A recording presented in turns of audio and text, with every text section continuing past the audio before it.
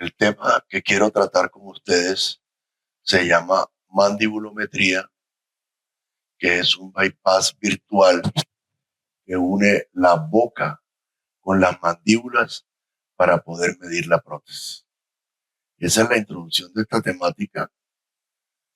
El tema central es, ustedes observen que estas prótesis son hermosas, pero cuando nosotros fabricamos y entregamos las prótesis al odontólogo, existe un miedo latente de que el paciente destruya las prótesis o se le dañen los soportes o se le trastorne la articulación. ¿Por qué sucede esta incertidumbre? Es por el cual nos estamos preguntando. ¿Cómo evitamos nosotros estos destrozos en dientes, en reabsorciones, en fracturas? Esa es una incógnita que los que fabricamos prótesis y los que la ponen siempre quedan con esa disyuntiva. La fabricación de las prótesis, si uno las observa, se encuentra en un momento importante por la rapidez como se fabrican las dentaduras y la inmediatez del servicio para que el paciente satisfaga su necesidad. Esto es marketing y eso está bien. Pero tampoco podemos sesgarnos o darle la espalda a otros problemas que tenemos, como entender que las prótesis son parte de una palanca, que para medir esta palanca tenemos una barrera física entre la boca y los huesos, y otros no menos importantes, como que no hay estudios, ni métodos, ni un software con evidencia científica que nos diga cómo localizar y posicionar los dientes en una prótesis dental. Esto tal vez es lo más crítico. Este artículo del 2023 de unos metaanálisis donde hacen la revisión muestran que la oclusión no tiene evidencia científica. Entonces, nosotros que fabricamos prótesis, ¿en qué soportamos nuestro trabajo? Los estudios que se han hecho para la concepción del arco dental de Bonville, de Hawley, de Gysi o de Carrera, eso tampoco tiene evidencia científica. Y seguimos trabajando las prótesis pensando que la cara oclusal de los dientes son el todo y no sabemos localizar ni ubicar el diente. Literalmente las prótesis dentales se fabrican con máquinas maravillosas, pero su diseño es inventado. No concuerda con la realidad del paciente. Se colocan los dientes sin parámetros anatómicos que le pueda dar seguridad y durabilidad a la prótesis. El clínico coloca una prótesis de alta estética, pero no sabe su durabilidad ni podrá respaldar lo que prometió su paciente. Entonces, fíjense qué ironía. Todas las teorías para modificar la posición de los dientes en la práctica odontológica tienen evidencia científica. ¿Por qué para ellos sí y para nosotros no? Este estudio, que es el más importante, que ya lleva 123 años, 124 años, que tiene evidencia científica, es la clasificación 1, 2, 3 de Angle, que muestra la importancia que tiene el 6 en el desarrollo mandibular. Pero esto tiene evidencia científica. Pero para nosotros es imposible hallar la evidencia científica porque no sabemos localizar el diente. Eso significa de que los estudios que hace el odontólogo son con dientes que están ubicados dentro de la boca y que ya el paciente los tiene, y cualquier micromovilización no trastorna el comportamiento del arco dental del paciente.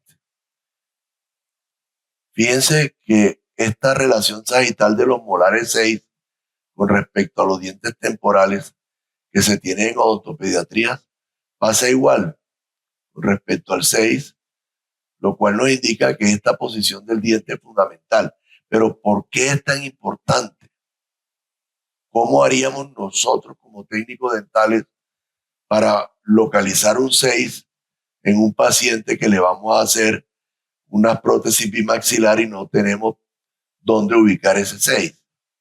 Entonces, el centro del estudio de este trabajo es eso, la localización.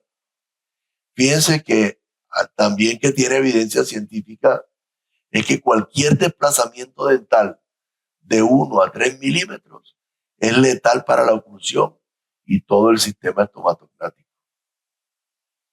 Si eso es en la realidad anatómica con los dientes, nosotros que colocamos los dientes sin ociolocalización, ¿cuán traumáticas pueden ser las prótesis?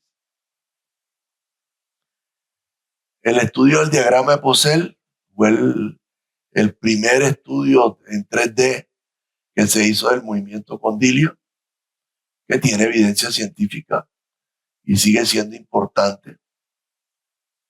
Las determinantes de la morfología cada día se han ido desvirtuando. Solamente utilizamos una, que es elaborar las características que tiene la altura y profundidad de fosa, porque las otras no hay una relación para inclinar el plano, para hacer una curva transversa, una relación dentolabial. No sabemos, no tenemos un parámetro anatómico. Estas relaciones de planos, como el de Frankfurt, el Camper, el de Ricketts, son patrones cefalométricos muy importantes para la ortodoncia, pero para nosotros complejo de utilizar. Entonces, centrémonos en el problema para entender la causa que produce la mayoría de los problemas de las prótesis. Fíjense que los articuladores se siguen usando, pero es una mentalidad que traíamos del siglo pasado, donde la herramienta con el movimiento condilio hacíamos el movimiento de la cara oclusal, pero en realidad esto para el posicionamiento de los dientes no sirve de nada. Todo lo que se haga de esta forma manual, los dientes serán manualmente inventados. Cuando nosotros tenemos la boca, el orificio de la boca, los movimientos condilios nos ayudan a la realización del diente en su cara oclusal, mas no para la localización. Por lo tanto, estos arcos faciales, estos ecopantógrafos, tienen que primero localizarse los dientes para que estos aditamentos puedan tener algún tipo de servicio. Fíjense que siempre estamos utilizando valores etéreos. Hacemos una estructura con una imaginación bastante importante. Colocamos los dientes manualmente con la cera y el rodetico. Hay unos clínicos más temerarios que transportan unas prótesis y las atornillan en el paciente para tratar de poder resolver esa frustración de no poder extraer información de la parte de adentro de la cabeza. Y el posicionamiento dental, mírenlo aquí, nosotros hacemos una barra Dolder para amarrar un acrílico, pero la imaginación para poner los dientes es errático, pero miren que las prótesis se ven muy bonitas, muy lindas, pero la localización del diente está equívoca, lo cual va a traer problemas. Hagamos una comparación a través del tiempo de cómo se han puesto los dientes a través de la historia de la prótesis dental. Miren que usábamos dientes del humano o el mismo que se le trajo y se le pegaba con oro al paciente, o usábamos dientes de humanos y se metían en hueso o se esculpían sobre el marfil o se amarraban, que son prótesis fijas. Aquí tenemos una total malla, acá otra con un soporte vestibular estético. Vean que ya los mayas usaban el silicato, que lo volvió a sacar de Splay, el disilicato, prótesis removible hecha con hueso.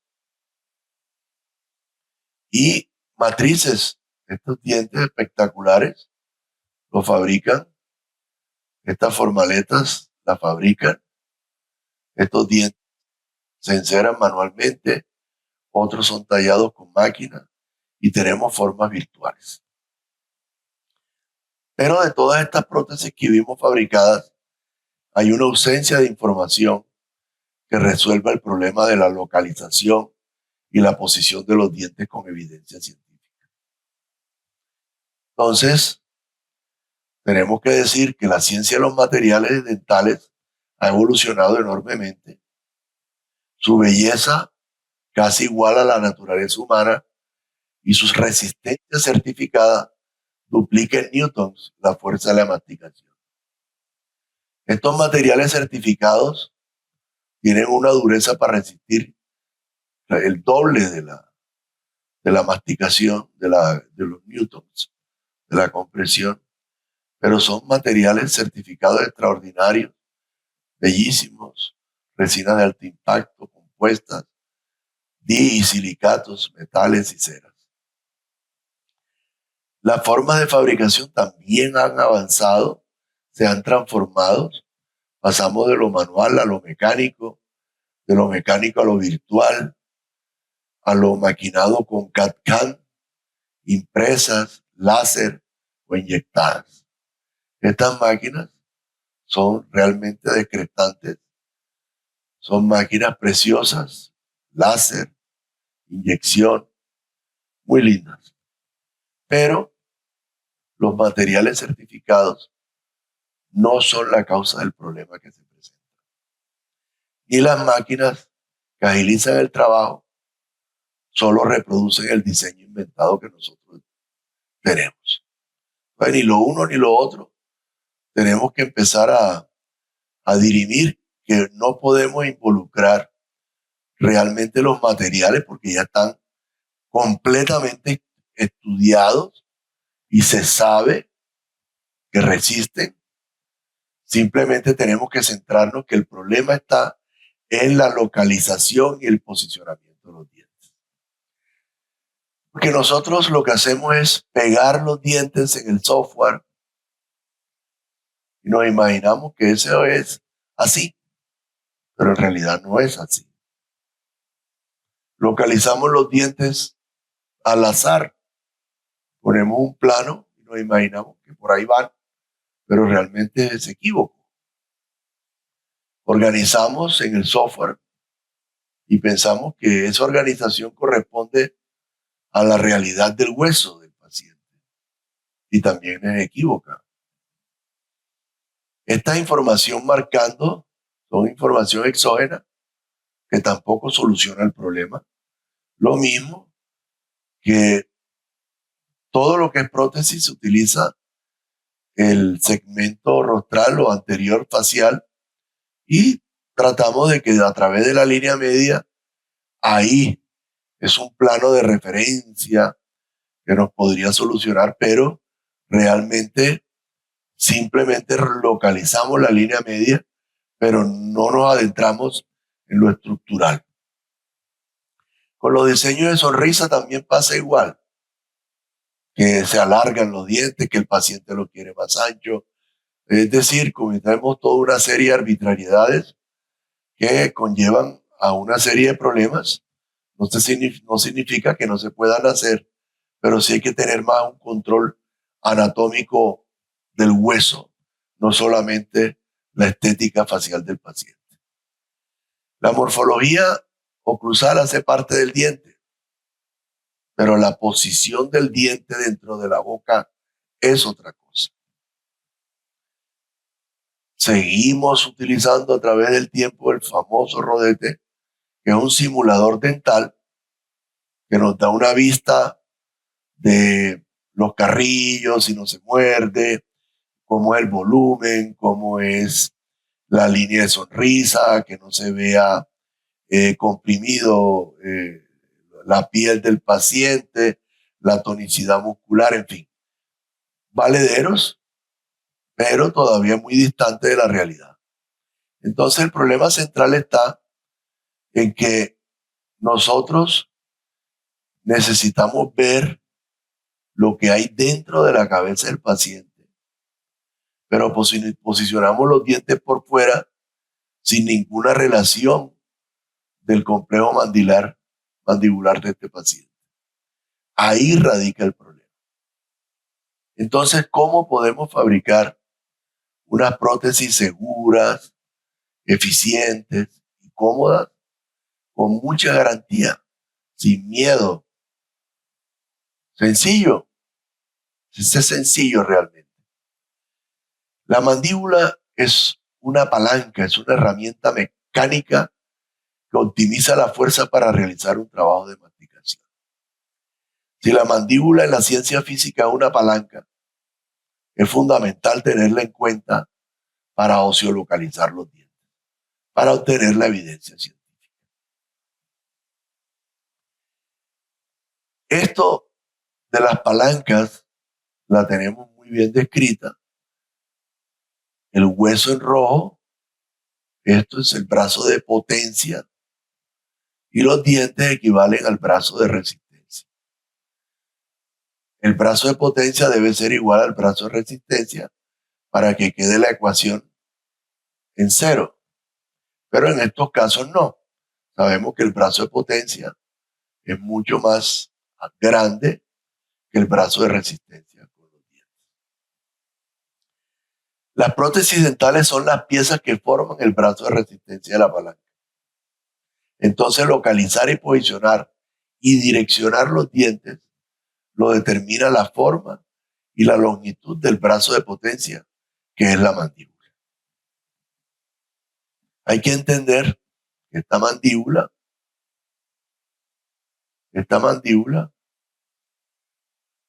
tiene tiene 4 apófisis, 2 condilares, 2 apófisis coronoides. Tiene 2 brazos de resistencia también, tiene 2 brazos de potencia. Ambos se unen en la mitad. Entonces observen que el número, tenemos lado A y B, y tenemos un segmento de cóndilo 1, que la línea azul va con el segmento anterior. Hay una interrelación entre el hueso y la posición del diente. Nosotros, es importante involucrar los músculos más el hueso para saber cómo es el brazo de potencia. Y los músculos que intervienen en ellos, tenemos maceteros, temporales y pterygoideos. Hay una interrelación muscular de los cuales ese hueso, esos músculos, esa distancia y esos dientes forman el complejo articular eficiente y potente. Entonces, estos 2 volúmenes mandibulares unidos en la mitad forman esta herramienta o palanca, que en este caso son 2 apoyos, 2 apófisis. Este segmento maneja este segmento y este segmento maneja este segmento. Los segmentos de arco se relacionan con el volumen mandibular por su dirección, por su distancia y por su ubicación. Es importante. Fíjense que el espacio oral es el que nosotros vemos, que es esto de aquí. Pero el motor es lo que no vemos, pero lo necesitamos ver. Entonces, la distancia completa es A más B para obtener dirección, localización y distancia. Este brazo de potencia tiene fundamentalmente 4 músculos que trabajan. El temporal, que se inserta en la apófisis coronoide. El macetero, que se inserta desde del arco cigomático al ángulo posterior de la mandíbula y va por detrás del 6. Y los pterygoideos laterales y el interno, que el uno tripula el cóndilo y el otro también eleva junto con el macetero. Y estos músculos, aquí hay las clasificaciones, cuál protruye, cuál retrae, cuál eleva, cuál deprime y cuál rota.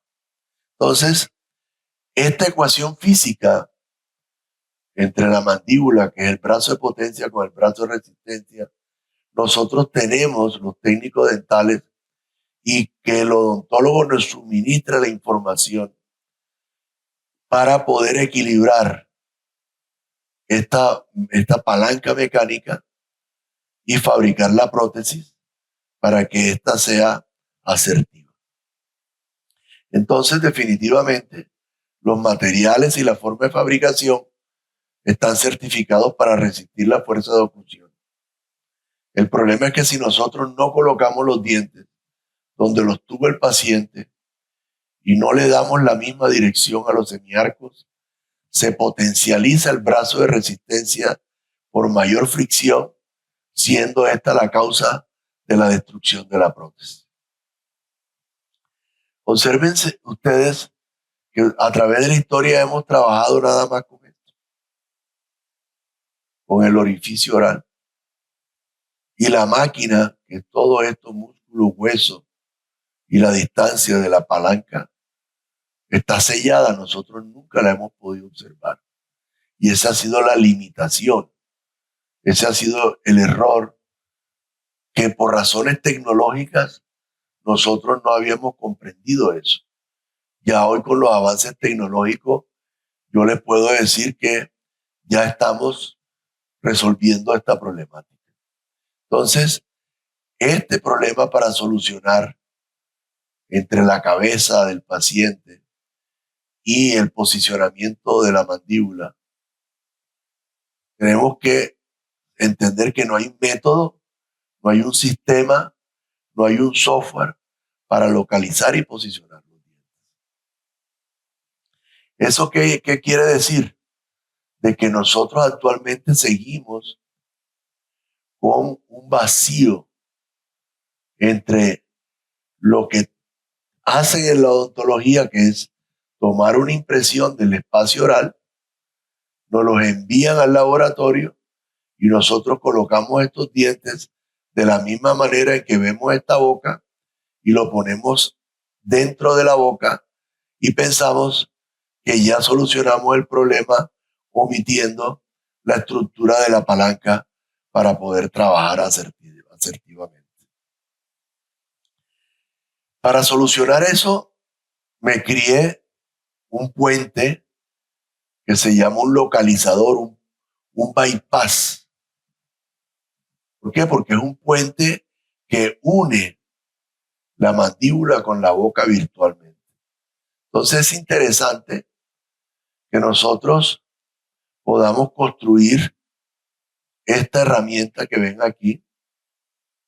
¿Sí? Esto se llama mandibulometría porque de las imágenes tomográficas obtenemos el hueso y dentro de esa tomografía podemos introducir la boca del paciente y elaborar este bypass o puente tecnológico para introducirlo en la tomografía. Entonces es importante ver que la mandibulometría es la utilización de 4 herramientas virtuales de alta tecnología que nos permite recabar información de la boca y de la mandíbula para puentear y poder ubicar los dientes con la medida de las ramas mandibulares. Entonces, esta mandibulometría, que es la unión de estos 4 software, son la unión de los planos tomográficos de la tomografía del sistema DICOM para poder medir el hueso. Entonces, la herramienta número 1 es la tomografía volumétrica digital, que nos da la información mandibular. Con ella, nosotros ya podemos ver hacia adentro de la mandíbula. Por eso, cuando la mandibulometría la elaboramos, es un puente tecnológico para poder ubicar los dientes en relación con el hueso, los músculos y la boca. La segunda herramienta es la mandibulometría que desarrollé para poder hacer el puente, que es un plano morfológico que me replica, los huesos me replican dónde deben ir la posición de los huesos en la cavidad oral, con base a su distancia, a su anchura, a su dirección. Entonces es muy importante. La mandibulometría no es algo fácil, es algo que requiere de más profundización para que se pueda elaborar, pero ya nosotros como laboratorio tenemos una solución para poder puentear. Entonces, esa mandibulometría que nosotros hacemos, la introducimos en la mandíbula para nosotros llevar este plano, para nosotros organizar estos dientes en el sitio que le corresponde a cada uno. Es una forma más fácil con el puente que estar inventándose en la cavidad oral donde no la tenemos. Es muy importante que la tomografía que le hagan a sus pacientes tiene que ser completa de la mandíbula. La mandíbula tiene que estar completa, porque cualquier corte de las apófisis, nosotros no podemos traslapar esa información a la mandibulometría. Cuando trabajamos implantes, hay que hacer tomografía obligatoriamente y otra segunda para verificar la osteocompactación. Y esa tomografía de la osteocompactación nos sirve para nosotros trasladarle esa información a la boca del paciente y poder ubicar sus dientes y adecuarlos a los soportes que pudo el clínico proyectar hacia el hueso del paciente. Sí, yo entiendo de que las escuelas de rehabilitación implantológica hablan de que la prótesis debe ir hacia la oclusión del paciente. Eso es lo ideal. Pero generalmente cuando hay pérdida ósea, el remanente óseo que queda generalmente no ayuda a que todos esos implantes vayan proyectados y que de una vez la mandibulometría podría ayudarles a que esta guía quirúrgica sea una forma más expedita para tratar de orientar el implante hacia lo que sería el arco del paciente. Después la otra herramienta que tenemos es el software de Exocad. Este software de Exocad tiene una ventaja que acepta el sistema DICOM. Entonces la tomografía la tenemos aquí, la tomografía la incluimos aquí, es amigable el Exocad para introducir las formas anatómicas, la tomografía y también puede introducir el plano mandibulométrico. Además que se puede introducir también la impresión digital o la impresión física que nosotros la volvemos virtual y la introducimos. Porque en realidad ya tenemos que trabajar todo en forma virtual para poder hacer una transferencia de información entre la cabeza del paciente y la boca. No hay de otra sino virtual. Por eso nos demoramos un siglo para poder entender estas cosas. Entonces aquí pueden ver la impresión física pasa a la impresión a donde está el software de Exocad. Esta tomografía la introducimos al software del Exocad. Esta mandibulometría la introducimos al software de Exocad. Y aquí ustedes pueden ver la tomografía, la impresión y el software de Exocad juntos. Entonces, eso es lo que podemos llamar que la mandibulometría es un puente, una traslación, una unión de información entre el paciente, la boca del paciente y dentro de la cabeza del paciente. Entonces, esto tenemos que tenerlo muy claro, que es la única forma hasta el momento. No es que esta vaya a ser la única panacea, no. Este es el primer método de unión clínico que tenemos, virtual, para que el protésico dental pueda elaborar de mejor forma la prótesis. Entonces, la mandibulometría soluciona la barrera física y tecnológica, pudiendo pasar el umbral de la boca hacia adentro y así resolver y localizar para colocar los dientes visualizando la mandíbula. Aquí tienen otra foto donde está la mandibulometría con los pacientes de Dentulo, que nosotros podemos llevar estos planos para posicionar los dientes en una forma acertada. Miren lo que aquí utilizamos. Yo voy a elaborar un video completo, que es la segunda charla. Ya es el desarrollo vivo y en directo de un trabajo de un paciente, para que ustedes puedan tener una idea más clara del bypass mandibulométrico para unir los huesos dentro de la cabeza y el hueso y las encías dentro de la boca. Aquí pueden ver que nosotros organizamos. Ya esto es carpintería, como se dice. Es como toda la vida hemos trabajado, pero ya tenemos un posicionamiento de dientes coordinados con la mandibulometría del paciente. No estamos inventando. Entonces es importante que ustedes vayan entendiendo qué es la mandibulometría.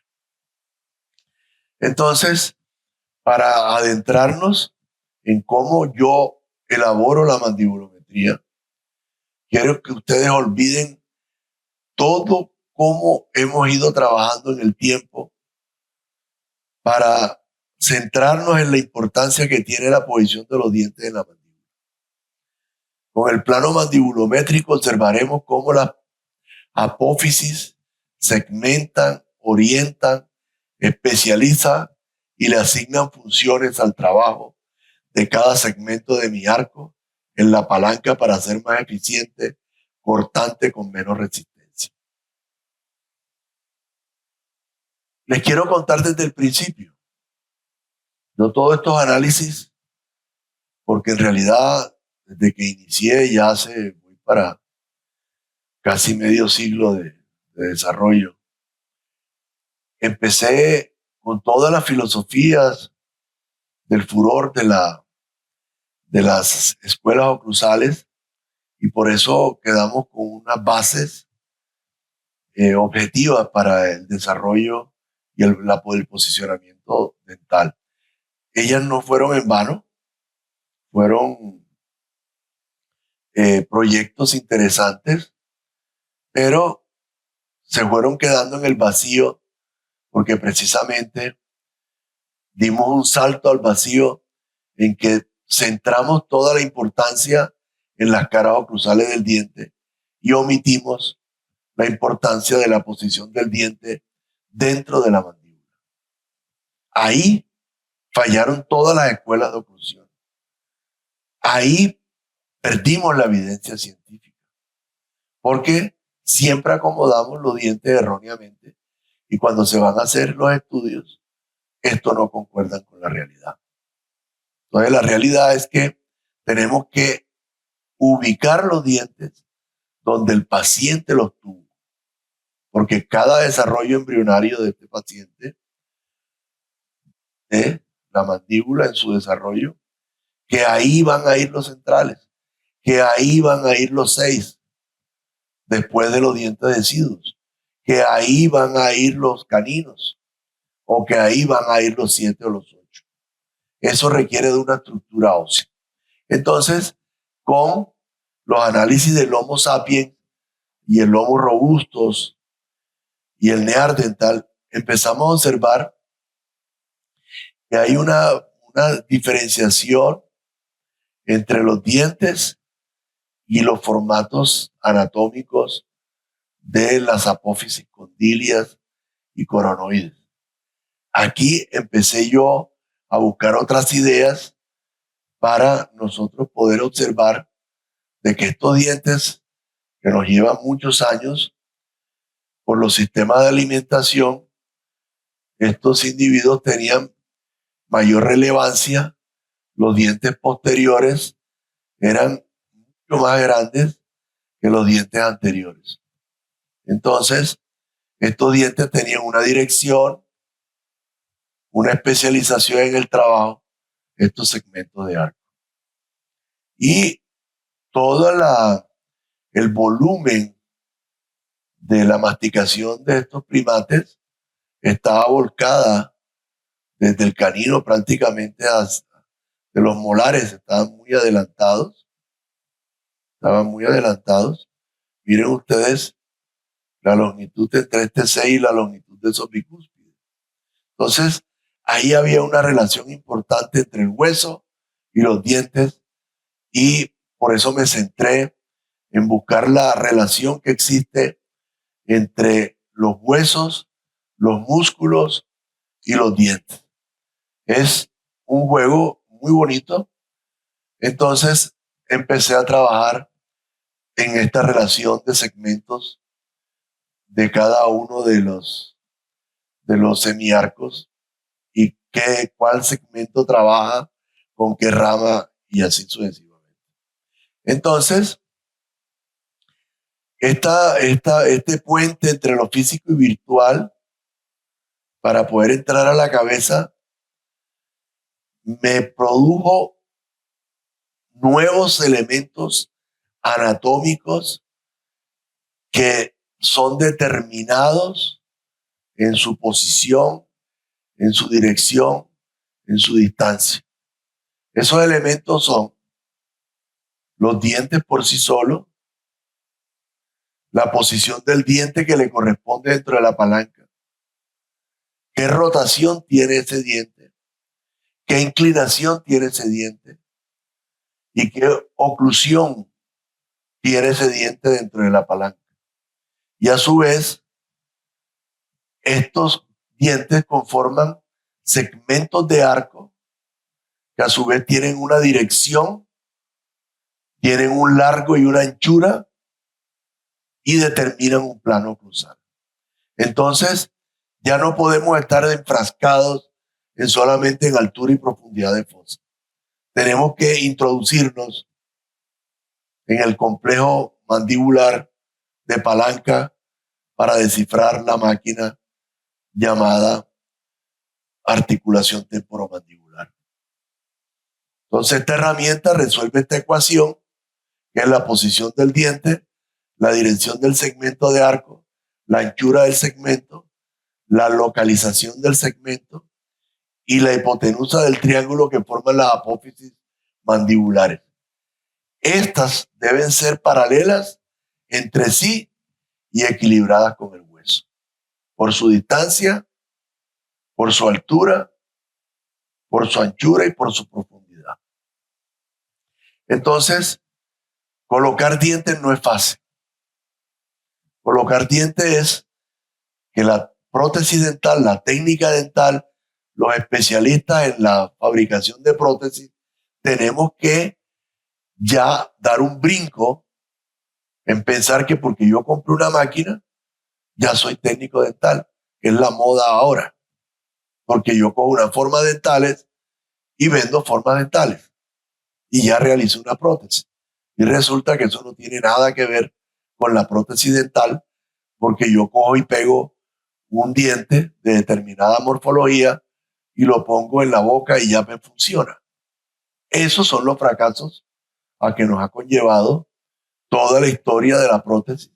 Entonces tenemos que dar ese salto importante en saber ubicar este puente tecnológico llamado mandibulometría entre un espacio oral que nosotros a través de esa mandibulometría localizamos la posición de los dientes y la introducimos en la tomografía con el software y desarrollamos la localización de los dientes con base al desarrollo embriológico, donde estuvo los centrales, donde estuvo los caninos, donde estuvieron los 6 y donde estuvieron las cordales o los 7 y 8.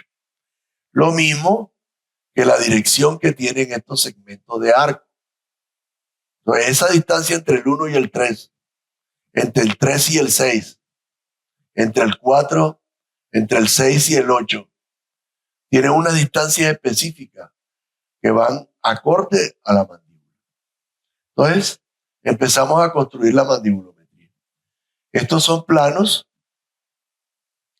radiográficos, en este caso los puse así, y la impresión digital de la boca del paciente. Las puse con los dientes para que ustedes pudieran observar la relación física que hay entre el hueso y los dientes.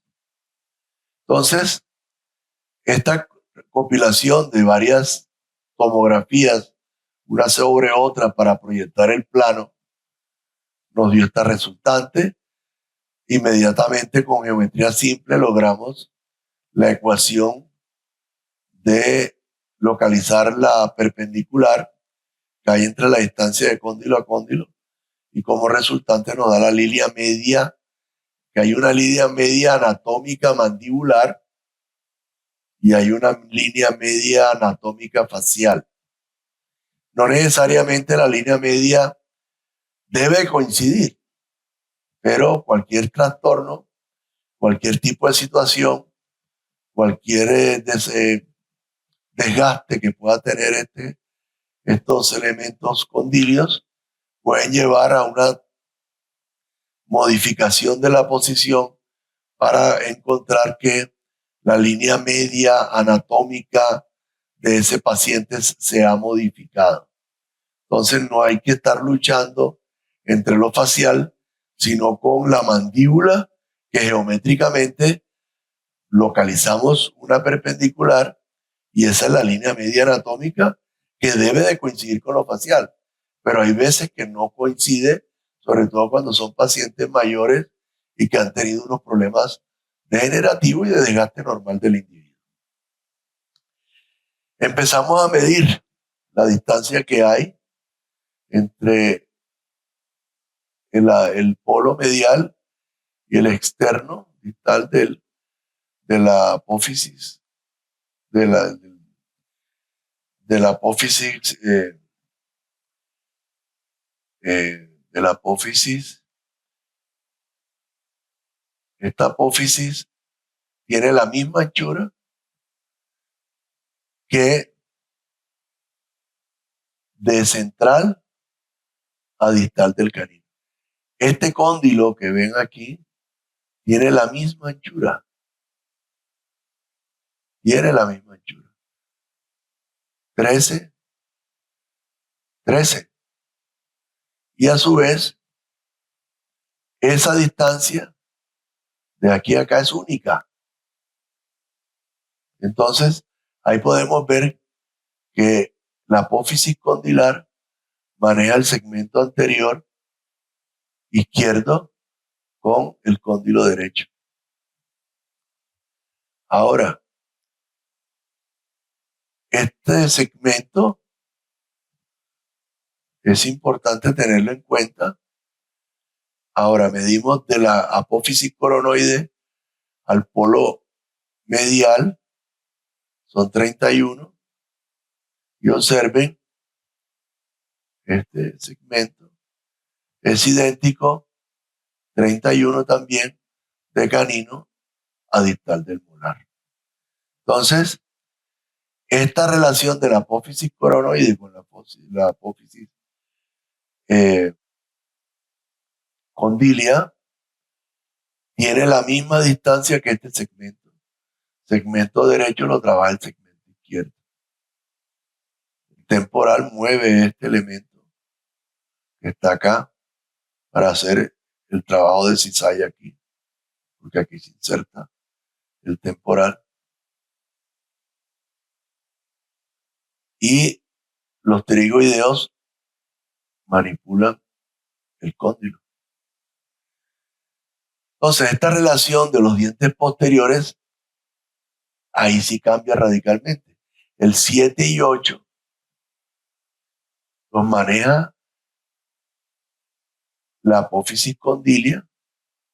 Esta puede ir hacia la pared de la fosa o hacia el polo externo del cóndilo.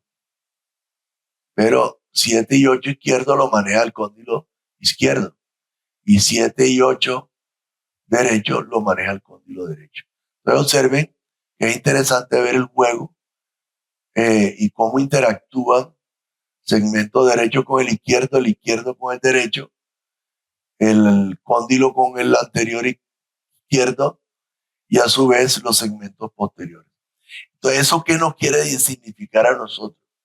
De que estos son límites territoriales entre la función de los huesos que maneja y que tripula la mandíbula, también deben ser paralelos y concordantes con el trabajo de los músculos.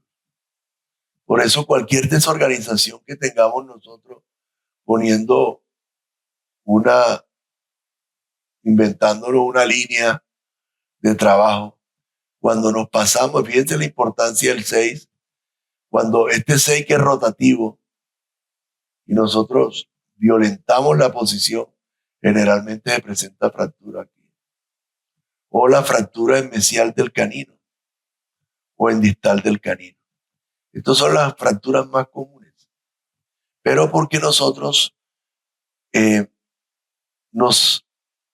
nosotros invadimos los terrenos de los otros segmentos. Entonces hay que tener muy claro de que estos segmentos musculares hay que respetarlos, y esa es la novedad de la mandibulometría, que aprovecha a medir esos segmentos.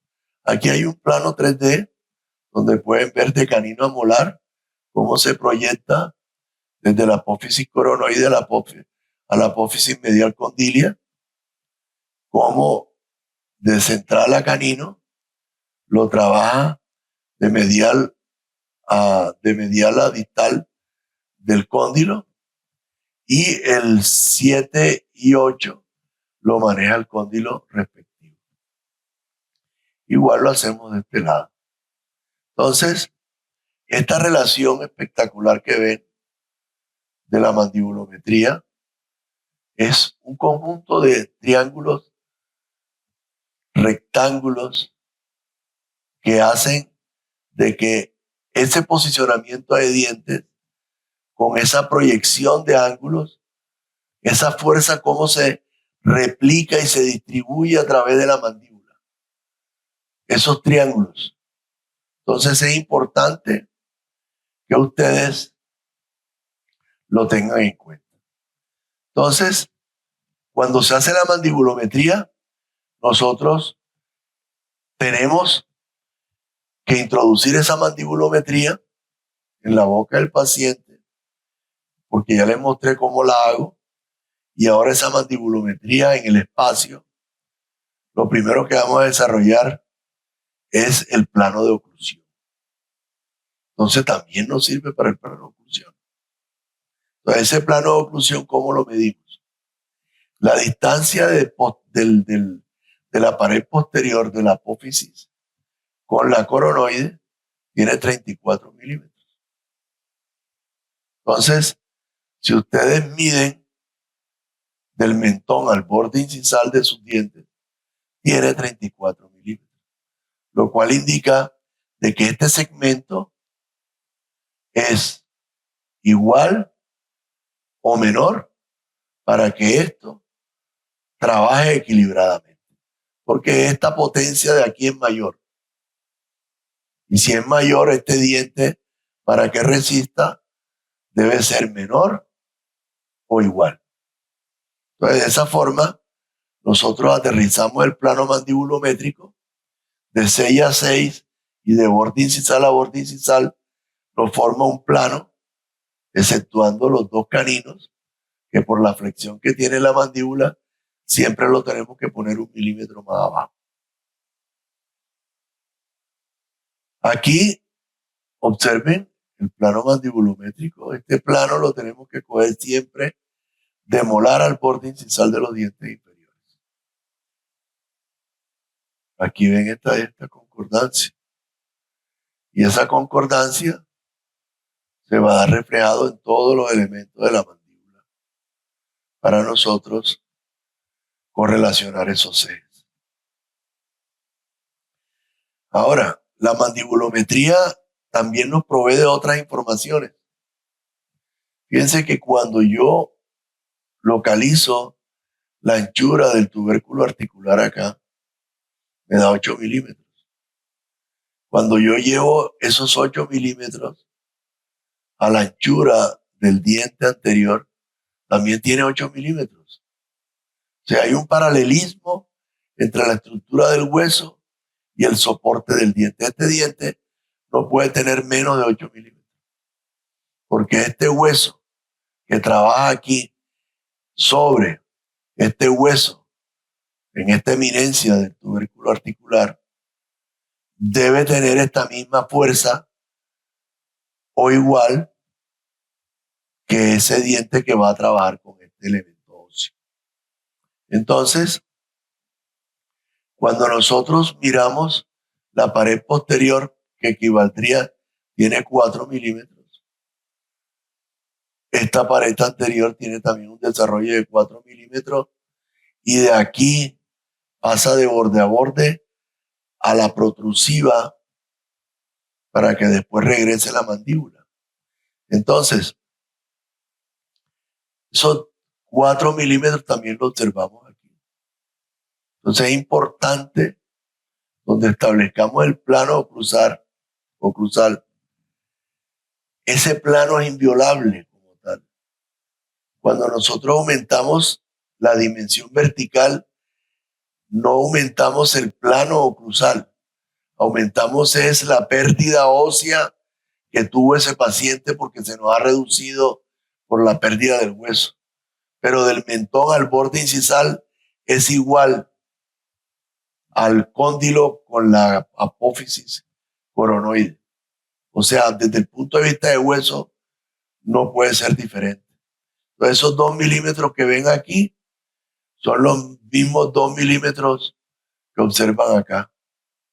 Entonces, todos estos segmentos de recorrido son importantes y proyectar estos patrones de comportamiento. Entonces, toda prótesis que nosotros realicemos de alguna de las partes del ser humano deben contener la mayor información complementaria de las partes que la rodean para poder integrarse funcionalmente y ser eficiente como reemplazo orgánico. Ahora voy a desarrollar el vídeo en práctica de cómo lo hacemos nosotros para la elaboración de las prótesis. Gracias.